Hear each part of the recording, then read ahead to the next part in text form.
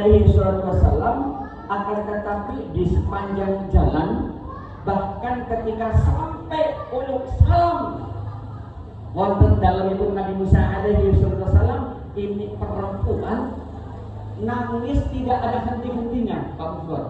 Nangis sampai beliau akan mengeluarkan kata-kata seolah tidak bisa dan tidak jelas kata-katanya.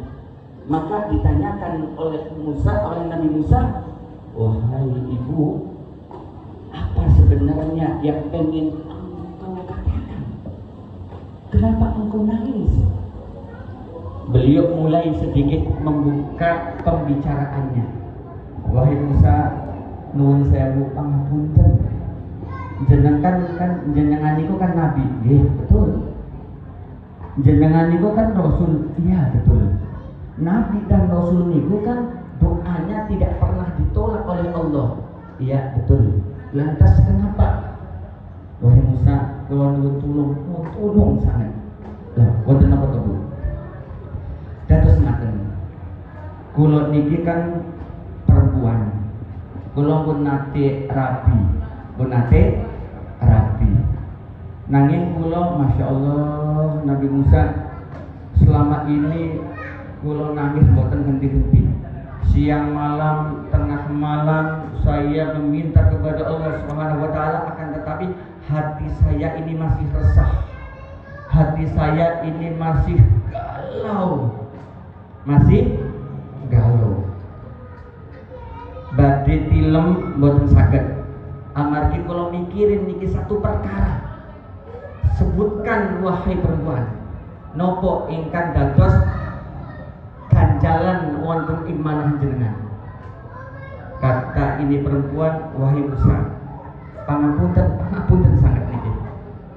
Kula niki khilaf. Kula melakukan maksiat yang sangat besar. Suatu ketika saya berzina, wahai Musa. Lantas saya hamil. Kemudian anak saya, untuk menutupi aib saya di hadapan tetangga saya, saudara saya, keluarga saya, anak saya lantas saya sembelih, saya bunuh dan saya kuburkan. Dan sampai sekarang memang tidak ada yang tahu kalau saya ini melakukan perbuatan zina. Akan tetapi hati saya tidak bisa dibohongi dengan kemaksiatan ini, dan saya terus memohon ampun kepada Allah. Wahai Musa, Bapak Ibu yang dimuliakan oleh Allah Subhanahu wa taala, lihat apa reaksi Nabi Musa alaihi wasallam ketika mendengar cerita ini. Nabi Musa alaihi wasallam mukanya langsung berubah merah, matanya berubah, yang menunjukkan bahwasanya beliau itu sangat marah mendengar satu cerita yang dipaparkan oleh perempuan ini. Kemudian Nabi Musa tidak tinggal diam. Nabi Musa ngomong begini dalam kitab Irsyatul Ibad ala Sabilur Rasyad. Niku mengatakan, ya perempuan, wahai perempuan durjana, sungguh engkau telah melakukan maksiat yang sangat besar. Sungguh engkau telah melakukan perbuatan yang sangat hina. Maka hari ini pula, detik ini pula, enyahlah dari rumahku ini, wahai perempuan. Pergi engkau dari sini. Jangan sampai gegara ulahmu yang demikian. Ini rumah, ini wilayah, ini kampung dilaknat oleh Allah Subhanahu wa taala sebab karena perbuatan dosa yang engkau lakukan. Itu harus itu yang dimuliakan oleh Allah Subhanahu wa taala. Satu harapan dari perempuan ini adalah dirangkul oleh Nabi Musa. Satu harapan besar. Perempuan ini diadem-ademi hatinya oleh Musa. Satu harapan besar, perempuan ini dibantu, ditolong oleh Nabi Musa untuk dimintakan ampun kepada Allah Subhanahu wa taala.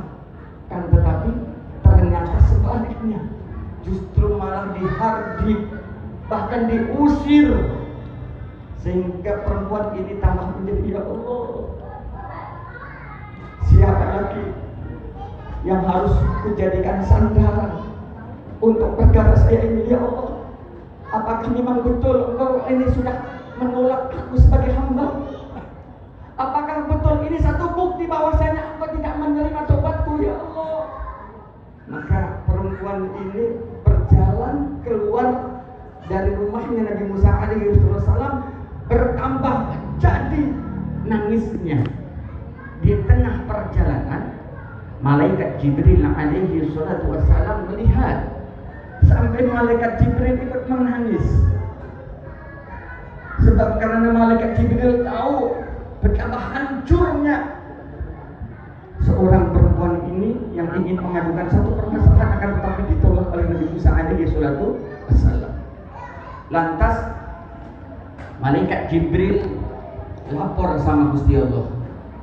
Kemudian kata Allah, wahai Jibril, sampaikan salam saya kepada Musa alaihi wassalam, kekasihku. Sampaikan kepada Musa, sampaikan kepada Nabi Musa. Maka malaikat Jibril mendatangi rumahnya Nabi Musa. Wahai Musa, ada salam dari Rabbmu, ada salam dari Tuhanmu, ada salam dari Allah Azza wa Jalla, Rabbul Arba Jalla Jalaluh. Kata Allah, tidak sepantasnya kamu ini menolak, tidak sepantasnya wahai Musa kamu ini menghardik bahkan mengusir orang yang mengharap ampunan taubat dariku. Wahai Musa, kata malaikat Jibril, kata Allah, ada satu dosa padahal yang lebih hina, ada satu dosa yang lebih rendah kedudukannya ketimbang orang yang berbuat zina sekalipun, dan kemudian anak dari hasil zinanya ini dibunuh oleh seseorang tersebut.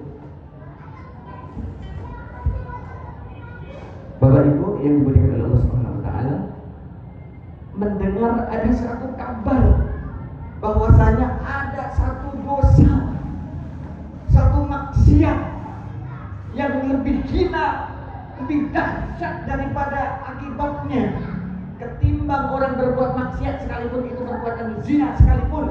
Maka seketika itu Nabi Musa mendengar pernyataan ini dari lisannya malaikat Jibril. Nabi Musa langsung gemetar seluruh badannya.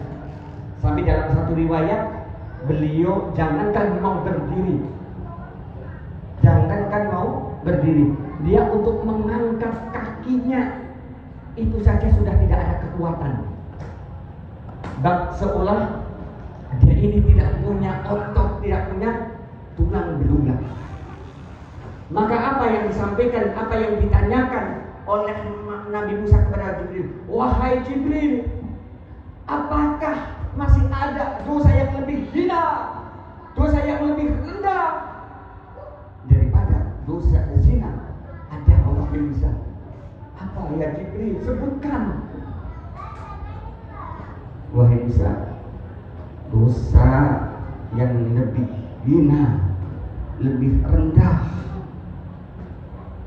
daripada perbuatan seluruh maksiat sekalipun itu zina adalah tarikus sholah muta'ammidan.